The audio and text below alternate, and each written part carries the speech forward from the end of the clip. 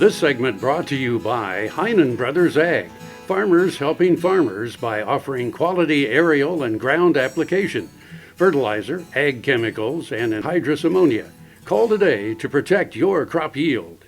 So I'm Doug Shoup. I'm the Southeast Area Agronomist for Kansas State University, and I'm here today to talk to you about some cover crop research that we've been doing in Kansas over the last several years. This was a project that was funded by the Kansas Soybean Commission last year, but we had started this project in 2011. It was a corn and soybean rotation. We wanted to look at the impacts of cover crops on soybean. And so what we've found over the last several years is that we can get some yield increases from cover crops, but we can also get some yield decreases in cover crops.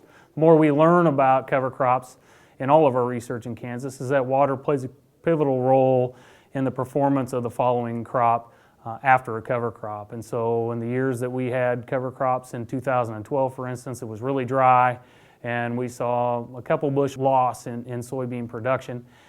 2014 was a little bit different. We had more moisture, and so we actually had a couple yield increases from cover crops. And so really, when we look at a lot of our soybean data over the last 5, 6, or 7 years of doing cover crop research, it's some positive, some negative, but in general, it's about neutral. Now, the things that I preach to producers, and I feel like they're doing this already, is that cover crops do cost money, and if a producer is going to make money back on their cover crop investment, a good way to do that is with grazing livestock. And we have separate research studies showing that when we graze cover crops and we pull those animals off early enough in the winter, allow that ground to freeze and thaw, we don't really have a compaction problem, for instance, and we haven't seen any yield differences between grazed and ungrazed cover crops and then the soybean crop the following year. Now, some recent questions that I have had over the last several years is that we've been combating herbicide-resistant weeds pretty severely in Kansas, and one of the biggest weed problems has been pigweed. And so when we think about an integrated weed management approach to try and keep us from getting herbicide-resistant weeds, cover crops can be an integral part of that system. We find that with the higher biomass producing cover crops, that we actually suppress weeds more, and we actually have a research project on Palmer Amaranth where we have shown higher biomass does a significant suppression in Palmer Amaranth the following season.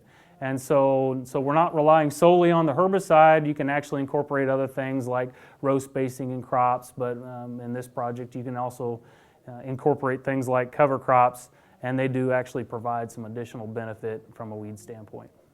Now, similarly to Palmer Amaranth, we also have seen the same thing with mare's tail. Mare's tail is another weed that producers in Kansas fight quite often, and we've also had some research studies conducted in Manhattan that shows very similar results where we have a higher biomass producing cover crops like cereal rye and winter barley. And even winter wheat, for example, actually do a pretty decent job of suppressing mare's tail. Some of that's confounded by when the mare's tail actually germinates, but if that cover crop can get planted and get up before the mare's tail has a chance to germinate, it's going to do a really nice job of suppressing mare's tail as well.